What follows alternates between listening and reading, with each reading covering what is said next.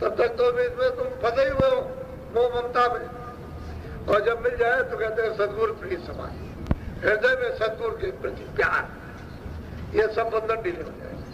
फिर क्या सेवा, जैसे कोई आ जाता है उसकी सेवा, वैसे घर की सेवा, बच्चों की सेवा, फिर सेवा कर्तव्य हो जाता है। फिर ममता नहीं रहती है, कर्तव्य होता है कि हमारा एक काम, हमको जिम्मेदारी दी गई उसको निभाने। ममता ममता तो मोह तो प्यार तो उधर होता है, तो सूरत से प्यार होना चाहिए। और ये ममता जब टूट जाए, बोध हो जाएगा, ज्ञान होगा।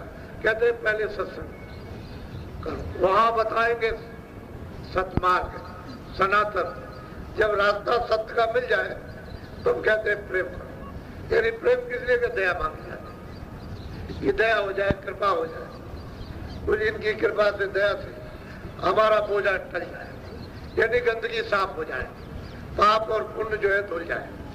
वो दया मांगते हैं, कृपा मांगते हैं, इसीलिए प्रेम करते हैं कि दया हो जाए, जीवात्मा इस अनमोल मनुष्य शरीर में जाग जाएगी और घर की तरफ दया से प्रस्थान कर जाएगी। तो कहते हैं प्रेम, प्रेम का मतलब दया मांगना। बोलो नाम रतन गुरुदेव बुझाई, ओलाटे चढ़ो असमान। कहते हैं कि नाम एक रतन है जो हीरे जवाहरात उसके सामने कुछ नहीं है। कहते हैं वो कौन देगा? वो गुरु देंगे जो पूरे, जो पहुंचे हुए हैं, वो जो वापस आते और जाते अपने घर में, कहते हैं वो नाम का जवाहरात रतन देंगे। जब वो नाम पा जाओ तो उलट चलो आसमानी, ऊपर में ऊपर की तरफ चलो। यहाँ तो जमीन नीचे है, ऊपर आसमान है शरीर की आंखों का, ऊपर आसमान नीचे जमीन। और दिमाग जो तीसरा नेत्र ज्ञान चंद्र उसकी जमीन ऊपर है, ऊपर और नीचे आसमान है। जब आसमान की तरफ चलोगे जमीन उधर है, नीचे आसमान। पहले तो ऐसे आंख में उलट जाएगी, तो जब आंख उल्टेगी ऊपर की तरफ जमीन ऊपर है और नीचे आसमान। वो तो रहने की जगह है और ये परिवर्तन की जगह।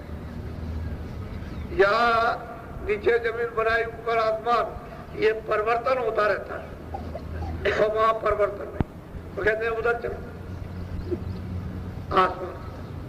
उधरी तो तुम्हारा घर है, यहाँ के तो रहने वाले नहीं। क्यों कि यहाँ तो ये न जल था, न पृथ्वी थी, न अग्नि, न वायु, न आकाश था, न ये सब कोई साथ सामान था। जब ये कुछ ही नहीं थे तो भी तो वहीं रहते थे। लेकिन जब उधर से आए, कपड़ा पहन लिया तो बंधन हुआ, उस कपड़े के अंदर बंद कर दिया। खोल में जब बंद कर दिया तो अब क्या करे, रास्ता बंद हो गया। पहले तो रास्ता खोल में खुला था, दिमाग ज्ञान चक्षु तीसरा नेत्र खुला था, आते जाते थे, देखते थे, सुनते थे। लेकिन अब बंद हो गया, तो सुनाई देता नहीं, दिखाई, तो रास्ता ही बंद हो गया। तो जब महात्मा मिले और जब तुमको नाम का रतन, वो जवाहरात तुमको दे, तो तुम उसको पकड़ो, सुनो और उलट चलो आसमान की तरफ। उधर खुले हुए मैदान है, अंधेरे का नाम निशान नहीं, उजाला ही उजाला, प्रकाश ही प्रकाश, लाइट की लाइट। उसी में तो अद्भुत रचना है, सुंदर सुंदर रचना। इधर कुछ नहीं है, ये तो उस रचना की नकल है।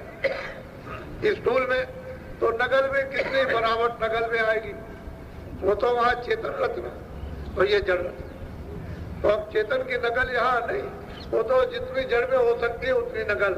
लेकिन ये कुछ नहीं, ये कुछ भी रचना नहीं।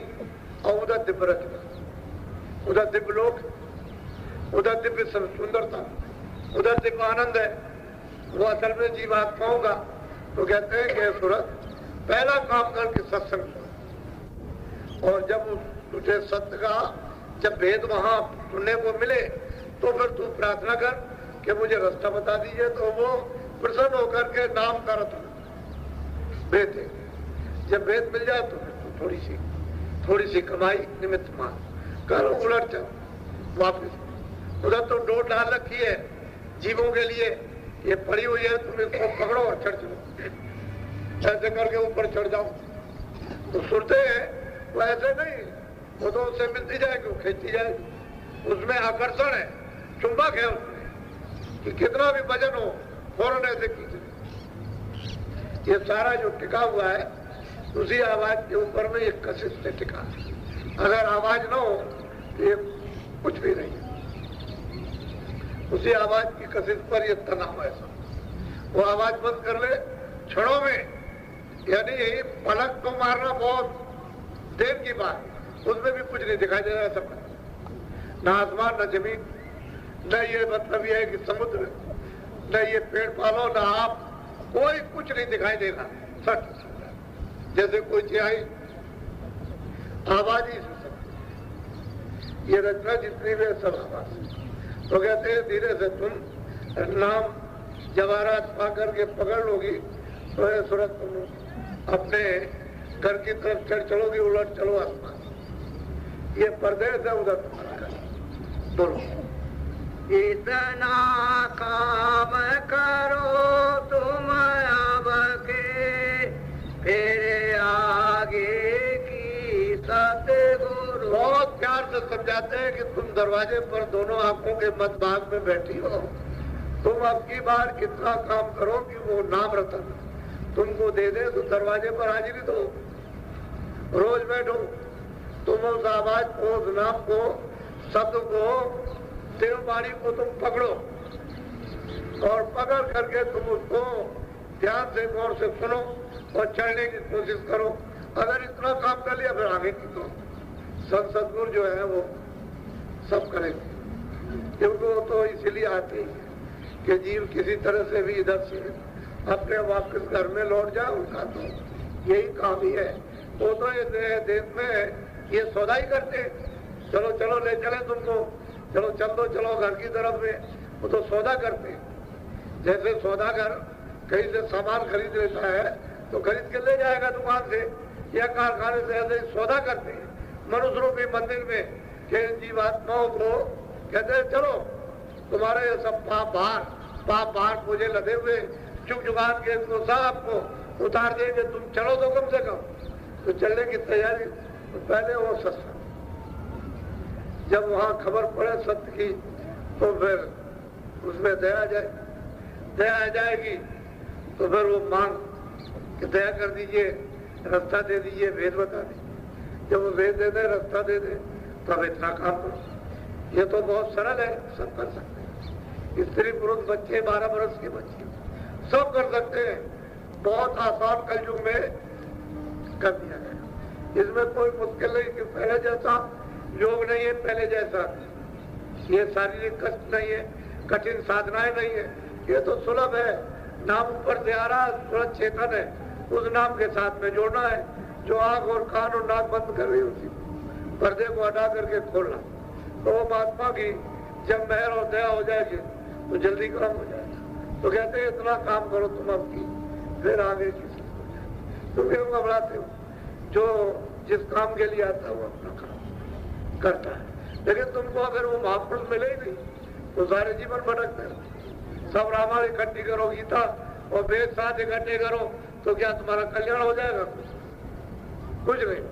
सब के मंदिर बना लो और गाँव पूजा करते हैं तभी कुछ हो, क्योंकि ये तो जड़ पूजा है, चेतन पूजा तो है नहीं। चेतन तो जीवात्मा है, तो जीवात्मा से तो कोई पूजा आपने की नहीं, ये शरीर से जड़ से की, तो जड़ से चेतन तो मिलने वाला नहीं। जड़ से जड़ का फल, जहाँ जहाँ शरीर धारण करोगे वो मिल जाए। पशु में, पक्षी में, मतलब है कि जानवरों में, आदमी में, जहाँ जहाँ आपको फिर शरीर मिलेगा उसका फल आपको सारी जड़ मिल जाए। लेकिन चेतन नहीं, सूरज चेतन है, उससे कोई भी चेतन से चेतन की पूजा नहीं करता, चेतन से चेतन का भजन नहीं करता, चेतन से चेतन की आवाज को नहीं सुनता, कोई नाम नहीं पकड़ता। कोई नाम जी जब जागे जोगी, नाम को पकड़कर जीवात्माएं मनुष्य मंदिर में जाग जाती है और चढ़ जाती है ऊपर की तरफ। उधर तो खुले हुए मैदान, स्वर्ग उतरी है, वैकुंठ उतरी है, ब्रह्मांड उतरी है, माया उसी तरफ, ईश्वर उसी तरफ है, ब्रह्म उसी तरफ, पार ब्रह्म उसी तरफ है, उस तरफ में ये सब उधर खुले हुए। लेकिन चलो तो कम से कम, तो कहते हैं इतना काम थोड़ा तुम करो। जब वेद मिल गया, नाम का रतन मिल गया, थोड़ा दरवाजे पर रोज बैठना, दोनों आंखों के मध्य भाग पे ये घाट है, ये सूरज जहाँ बैठी है वहाँ घाट है, दरवाजा है। तो कूड़े कचरे को थोड़ा सा तुम मेहनत करो, थोड़ी सी निमित मान, और बाकी वो महापुरुष मेहनत करेंगे तो जल्दी टल जाएगा, हट जाएगा। जब गंदगी साफ हो जाए तो आँख खुले, कान खुले रहे। वो दिप आँख है, दिप कान है, तीसरी आँख, तीसरा नेत्र है। लेकिन अब चूंकि वो बंद हो गया तो बाहर की 2 आंखें और 2 कान और 2 नाक, इनको फाड़ फाड़ कर देखते हो और इधर से सुनते हो और सुनते हो। ये सब चीजें जड़ और वो जीवात्मा, तो उसमें जो आंख और कानों से तो काम लिया, बाहर के अंगों से काम लेते। बाहर के अंग जो है आंख और कान, नाक, ये जड़, इससे तो चेतन की पूजा नहीं हो सकती। जीवात्मा चेतन है, उसमें आंख है, उस चेतन में आंख है, उसमें कान है और नाक है। उससे पूजा करो तो कबूल हो जाए, स्वीकार हो जाए। गोरो पूरे की कहने समारो, दुख छूटे सुख मिले। बहुत प्यार से समझाते हैं कि सूरत गुरु पूरा हो, अधूरा नहीं, अधूरा नहीं, पूरा। जिसने ईश्वर को, ब्रह्म को, पार ब्रह्म को और जो ऊपर जाता है सतपुरुष, उसको जिसने पा लिया है पूरा, कहते हैं पूरे की कहन मानो। जो वो आदेश करे उसको वो क्या करेंगे भाई, पूरा नहीं करना। अभी तक जो किया वो तो किया, अब नहीं करना, ये अच्छा है। वो तो कहेंगे खेती, दुकान, दफ्तर, कहीं आप मित्र हो जाओ तो खेती करो, दुकान दफ्तर का काम बच्चों की। ईमानदारी मेहनत तो घर में भी और दुकान दफ्तर में भी और खेती में भी, तो ईमानदारी मेहनत से काम करो, बच्चों की सेवा करो। कहते हैं कि जो पूरे हैं उनकी कहन को मानो, संभालो कि ये अच्छा है, बुरा है, इसको नहीं करना है। और फिर वो कहते हैं ये काम करने के बाद जब तुमको फुर्सत तब भजन करो, तब इस तरह से नाम कमाई करो। तो कहते हैं पूरे वो सदगुरु की कहन मानो। जो कहते हैं वो तो आपके भले के लिए कहते हैं, बुरा तो चाहते हैं। कहते हैं कि ये जीवों का भला हो, ये यहाँ से छुटकारा, काल के देश से, कर्म कर्जे से ये छुटकारा पा जाए। नहीं, कर्म कर्जा मामूली, ये सब में ब्याज के देना पड़ता है। और वो जहाँ जहाँ जाओगे वहाँ वसूल करने वाले, वो भी 84 में जाएंगे, वो भी नरकों में जाएंगे, वहां वसूल। यहाँ भी कर्म कर्जा जो जिससे लोगे दोगे देना जरूर है। इससे तो सिवाय महापुरुषों के कि वो कर्म कर्जा शुद्ध है, यानी पाप पुण्य दोनों वो ही जला सकते, दूसरा और कोई नहीं जला सकता। वो तो काल तो जलाएगा ही नहीं। उसे तो उन्होंने तो कहा है कि भाई काल रूप में दिनकर बना, सुबह शुभ कर्म फलदाता,